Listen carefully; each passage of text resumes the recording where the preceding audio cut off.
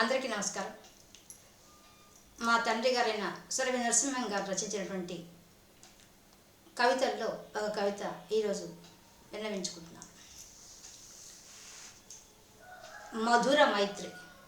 ఆయన పెట్టిన పేరు మధుర మైత్రి. మైత్రి అంటే మనకు తెలుసు, స్నేహం.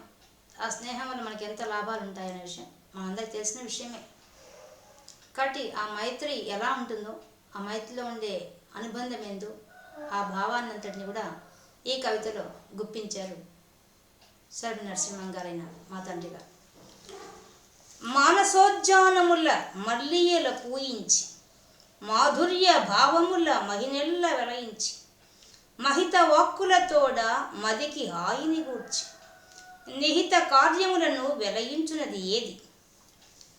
కలుషమ్ము తొలగించి కమనీయతను నించి, రాగపూరిత మతుల త్యాగధర్మములను సరస వాక్సరునితో చవులూర కలిగించి, శాంతి కాంతులనెల్లా జగతి నింపునది ఏది?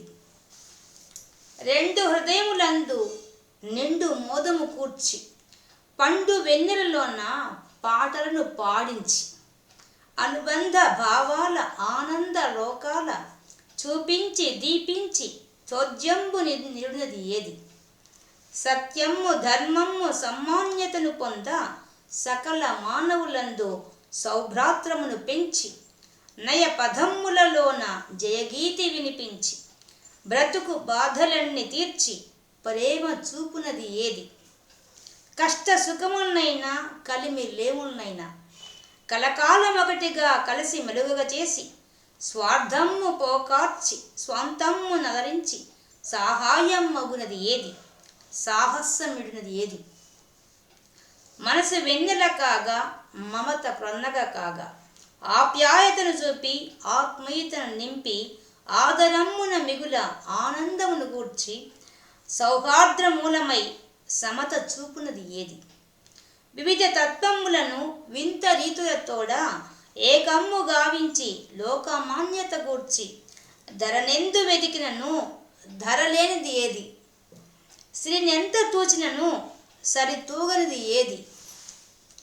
అనుభవములోని అంతరార్థము చెప్పి, అనురాగములలోని ఆనందమును చూపి, మధుర స్రవంతులను మధులందు కదిలించి, మమత చూపునది ఏది?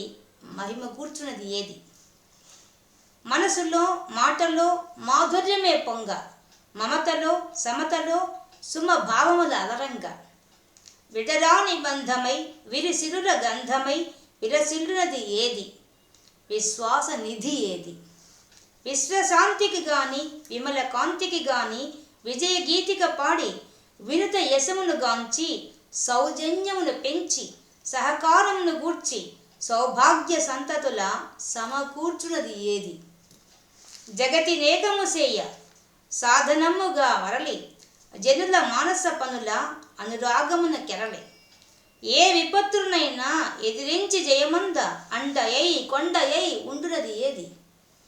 అదే కదా భువిలో ఆనంద రూపమై అజరమై అమరమై అలరారు మధుమైత్రి. అది ఒక్కటే జనులకన్ని వేళల యందు అమృత స్వరూపమై అలరించు నీ ధాత్రి.